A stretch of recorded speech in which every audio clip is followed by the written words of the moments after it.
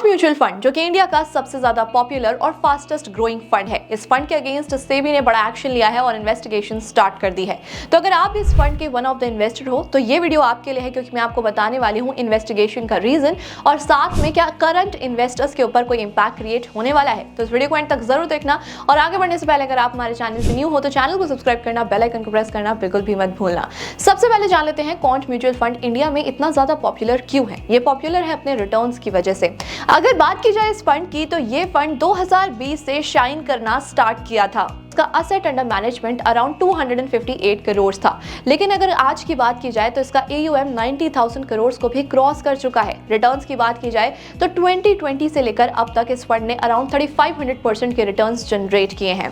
अब लोग इस फंड पर इसलिए भी ट्रस्ट करते हैं क्योंकि इसके जो फाउंडर है संदीप टंडन, उनके पास फाइनेंशियल सर्विसेज में अराउंड 25 ईयर्स का एक्सपीरियंस है। ICICI सिक्योरिटीज में एक्स वाइस प्रेसिडेंट भी रह चुके हैं और साथ में क्वांट के 22 म्यूचुअल फंड्स को ये खुद हैंडल करते हैं। अब अगर बात की जाए कि इतने अच्छे रिटर्न्स इस फंड ने कैसे जनरेट किए तो उसकी भी स्ट्रैटेजी फंड मैनेजर्स ने बताई थी। उन्होंने ये बोला कि जितने भी पोटेंशियल स्टॉक्स होते हैं उसमें ये जल्दी जल्दी स्विच करते हैं, यानी कि ये अपने म्यूचुअल फंड्स को बहुत जल्दी जल्दी एक्टिवली देखते हैं और ये देखते हैं कि कौन सा स्टॉक अच्छे से काम नहीं कर रहा। जैसे उन्हें लगता है कि कोई भी स्टॉक है जो अच्छा परफॉर्म नहीं कर रहा, उसे एग्जिट दे दी जाती है, यानी आउट कर दिया जाता है और एक अच्छे पोटेंशियल स्टॉक को इन कर लिया जाता है और उसमें इन्वेस्ट किया जाता है। अब सिर्फ ये रीजन तो नहीं हो सकता इतने बेटर रिटर्न्स का, तो यहाँ पर एक और रीजन क्रिएट हो सकता है। अब अगर बात की जाए 2020 की तो उस टाइम पर कोविड का क्रैश हुआ था। कोविड के टाइम के बाद से मार्केट अब तक काफी ज्यादा बुलिश है। अगर बात की जाए बेकार स्टॉक्स की ना, तो भी उन्होंने बेटर रिटर्न्स ही जनरेट कर दिए हैं। तो ये भी एक बड़ा रीजन हो सकता है जिसकी वजह से सभी फंड्स ने अच्छा परफॉर्म किया है और इस फंड ने भी बेटर रिटर्न्स प्रोवाइड किए हैं इन द मार्केट। अब अगर बात की जाए कि आखिरकार सेबी ने इस चीज के ऊपर क्यों एक्शन लिया है और क्वांट म्यूचुअल फंड पर क्या केस लग सकता है,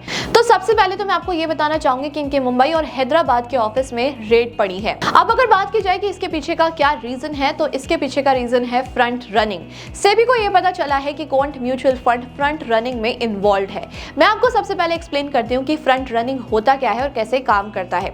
मान लीजिए आप किसी म्यूचुअल फंड में इन्वेस्ट करते हो तो आपका जितना भी पैसा होता है वो आपके फंड मैनेजर के ऊपर डिपेंडेंट होता है, यानी कि आपका फंड मैनेजर ही आपके स्टॉक्स को चूज करेगा, एक्टिवली मैनेज करेगा, बाय एंड सेल करेगा। तो इसी तरीके से जो फंड मैनेजर्स होते हैं ना, उनको अलाउड नहीं होता कि वो स्टॉक्स में इंडिविजुअली इन्वेस्ट कर पाए। यानी कि सेबी की अगर गाइडलाइन देखें तो सेबी की गाइडलाइन ये है कि कोई भी म्यूचुअल फंड मैनेजर अपने पैसे खुद किसी स्टॉक में इन्वेस्ट नहीं कर सकता अगर वो किसी म्यूचुअल फंड के पैसे उसमें इन्वेस्ट करने वाला है।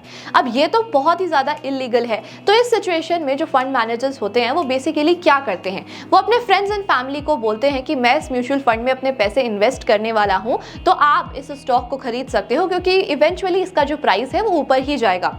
हमें पता है कि जब भी हम कोई स्टॉक खरीदते हैं, जब हम उसे बाय करते हैं, जब उसकी बाइंग लेवल इंक्रीज होती है तो वो स्टॉक का प्राइस भी ऊपर जाना स्टार्ट हो जाता है। तो फंड मैनेजर्स आपका पैसा इन्वेस्ट करने से पहले अपने फ्रेंड्स एंड फैमिली का पैसा इन्वेस्ट करा देते हैं। अब अगर बात की जाए कि इसमें इन्वेस्टर्स का क्या नुकसान होता है, इन्वेस्टर के ऊपर क्या इंपैक्ट क्रिएट होता है, तो बेसिकली अगर हम ये देखें तो किसी स्टॉक में अगर हम 10 रुपए से एंट्री लेने वाले थे, अब उस स्टॉक में ऑलरेडी किसी ने 10 रुपए और लगा दिए, तो कहीं ना कहीं उसका प्राइस इंक्रीज होगा। चलो मान लेते हैं कि उसका प्राइस इंक्रीज होकर 11 रुपए हो जाता है, तो जो स्टॉक आप 10 रुपए में खरीद सकते थे अब आपको वो 11 रुपए में खरीदना पड़ेगा, तो इससे आपका नुकसान होगा। अब इससे क्या होता है कि NAV यानी कि नेट एसेट वैल्यू भी डिक्रीज हो जाती है। अब फंड मैनेजर्स क्या करते हैं, जैसे कि किसी स्टॉक में उनको इन्वेस्ट करना है आपका पैसा, या फिर म्यूचुअल फंड में उन्होंने किसी स्टॉक को चूज किया हुआ है, तो वो अपने फ्रेंड्स को बताएंगे कि इस स्टॉक को खरीद लो। अब जो उनके फ्रेंड्स या फिर फैमिली होते हैं ना, वो भी काफी हैवी वॉल्यूम में उस स्टॉक को खरीदते हैं। अब वो क्या करते हैं, वो प्राइस को इंक्रीज होने का वेट करते हैं। जैसे ही फंड मैनेजर आपका पैसा उसमें इन्वेस्ट करता है,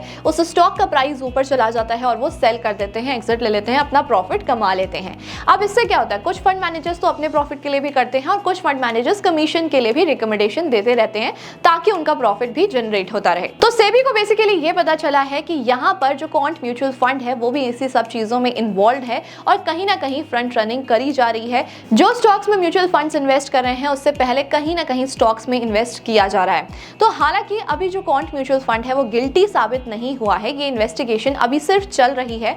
बट अब अगर बात की जाए कि गिल्टी साबित हो जाता है तो क्या एक्शन लिया जाएगा और साथ में इन्वेस्टर्स का क्या होगा। बट उससे पहले मैं आपको ये बताना चाहूंगी कि इंडिया में ये पहला केस नहीं है, इससे पहले भी फ्रंट रनिंग के काफी सारे केसेस सामने आ चुके हैं। सबसे पहले केस की बात की जाए तो वो है 2020 का फ्रैंकलिन टेम्पलेटन इशू।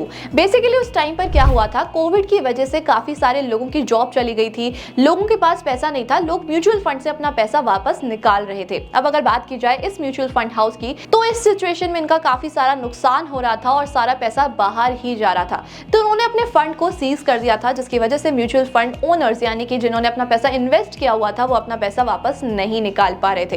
काफी सारे एक्शंस लिए गए थे और सेबी ने इनके अगेंस्ट भी काफी सारे एक्शंस लिए थे। उसके बाद ये सारी चीजें मैनेज हो पाई। हालांकि इन्वेस्टर्स का सारा पैसा वापस मिल गया था, लेकिन इनके ऊपर एक बड़ा एक्शन लिया गया था। साथ में मैं आपको ये भी बताना चाहूंगी कि ये जो फंड हाउस था ना, ये डेट म्यूचुअल फंड को मैनेज करता था। हम अक्सर यही सोचते हैं कि डेट म्यूचुअल फंड्स काफी ज्यादा सेफ होते हैं, अगर हम उसमें इन्वेस्ट करेंगे तो हमारे लिए ज्यादा प्रॉब्लम क्रिएट नहीं होगी। बट आप ये देखो कि ये डेट म्यूचुअल फंड ही उस टाइम पर फंस गया था। तो देखा जाए तो सिचुएशन कहीं पर भी किसी भी तरीके की क्रिएट हो सकती है, आपको हर चीज के लिए रेडी रहना चाहिए। अब अगर बात की जाए सेकंड केस की तो एक्सिस के ऊपर भी फ्रंट रनिंग का केस लगाया गया था और वो केस भी काफी टाइम तक चला था, इन्वेस्टिगेशन भी चली थी और ये केस अराउंड 2022 में हुआ था। अब अगर बात की जाए तो इन्वेस्टिगेशन के बाद क्वांट के जो पीएसयू फंड्स हैं उनकी एनएवी 1.09% से डिक्रीज हो गई है। Meanwhile small cap and mid cap funds की बात की जाए तो उनके भी एनएवी में डिक्रीज देखा गया, जो कि 0.66% और 0.94% है। मई 2024 की जो दो स्कीम्स थी, जो फंड हाउस की सबसे बेस्ट स्कीम्स थी, जिसमें से क्वांट स्मॉल कैप फंड और क्वांट एक्टिव फंड है, उनके एनएवी में भी डिक्लाइन देखा गया, जो कि 0.69% है। अब आते हैं इन्वेस्टर्स के ऊपर कि अब अगर एक्शन लिया जाता है तो इन्वेस्टर्स को क्या करना चाहिए।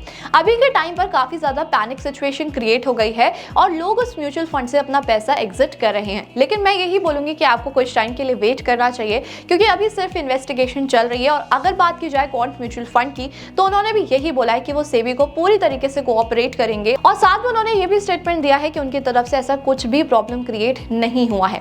अगर बात की जाए न्यू इन्वेस्टर्स की तो अभी आपको वेट करना चाहिए जब तक ये पूरी सिचुएशन क्लियर नहीं हो जाती है। न्यू इन्वेस्टर्स को म्यूचुअल फंड में इन्वेस्ट नहीं करना चाहिए, क्योंकि अभी तक ऐसा कोई भी एक्शन नहीं लिया गया है। तो अभी आपका पैसा नहीं रुकेगा, साथ में हो सकता है कि कुछ टाइम के लिए रोका भी जाए। जैसे मैंने आपको बताया था 2020 में फंड को सीज कर लिया गया था, लेकिन उसके बाद इन्वेस्टर्स के पास सारा पैसा लौट आया था। सो एट लास्ट मैं आपको यही बोलना चाहूंगी कि आपको पैनिक में कोई गलत डिसीजन लेने की नीड नहीं है। आपको कुछ टाइम वेट करना चाहिए और देखना चाहिए कि एक्चुअली में ये इन्वेस्टिगेशन किस तरफ जाती है। Now what do you think about it, comment करके जरूर बताना कि क्या आपने इस फंड में इन्वेस्ट किया हुआ है या फिर आप इन्वेस्ट करने की सोच रहे थे। अगर आप स्टॉक्स में इन्वेस्ट करना चाहते हो, अभी तक आपने इन्वेस्टमेंट स्टार्ट नहीं की है, तो उसके लिए आपको एक डीमैट अकाउंट की जरूरत जरूर पड़ेगी, जिसका लिंक आपको हमारे डिस्क्रिप्शन बॉक्स और पिन कमेंट में मिल जाएगा। आप फ्री में डीमैट अकाउंट ओपन करा सकते हो। इस वीडियो को जितना हो सके उतना शेयर कर देना और ऐसे इन्फॉर्मेटिव वीडियोस के लिए हमारे चैनल को सब्सक्राइब करना, बेल आइकन को प्रेस करना बिल्कुल भी मत भूलना। Thank you so much.